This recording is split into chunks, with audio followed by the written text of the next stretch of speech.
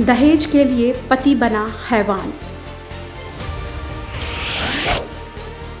बीवी को दी खौफनाक मौत।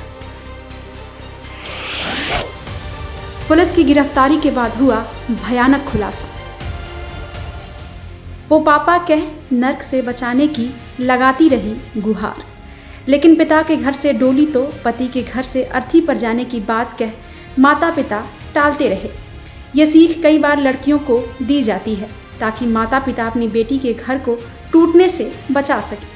समय के साथ कुछ बदलाव ज़रूर आया है। जब बड़े ही शान से जिस बेटी को ससुराल भेजा था, उसी शान से पति के मारपीट के बाद पिता अपनी बेटी को घर वापस भी ले आया।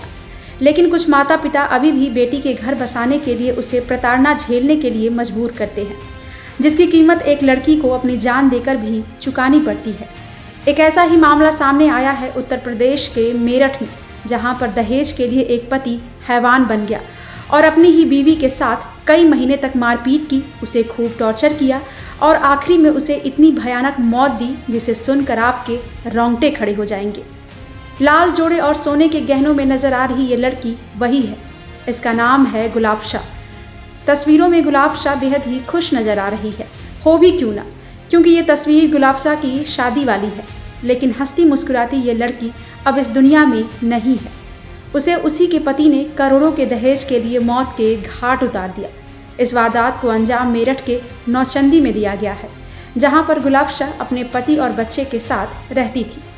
इस वक्त आप अपनी स्क्रीन पर जिसकी तस्वीर देख रहे हैं, ब्राउन टी शर्ट और ब्लैक जीन्स में नजर आ रहा ये युवक गुलाबशाह का शौहर है। इसका नाम है समीर कबाड़ी।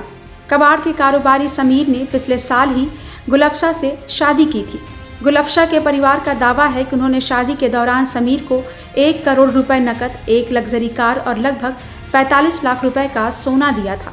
लेकिन शादी के बाद समीर गुलाबशाह से हर दिन अधिक पैसे की मांग करने लगा, जिससे उनके बीच अक्सर झगड़े होने लगे। 4 मई को भी दहेज को लेकर समीर और गुलाबशाह के बीच एक बार फिर बहस हुई। इस दौरान समीर गुस्से से आग बबूला हो गया। इसी गुस्से में उसने अपनी रिवॉल्वर से बीवी के सिर में गोली मार दी।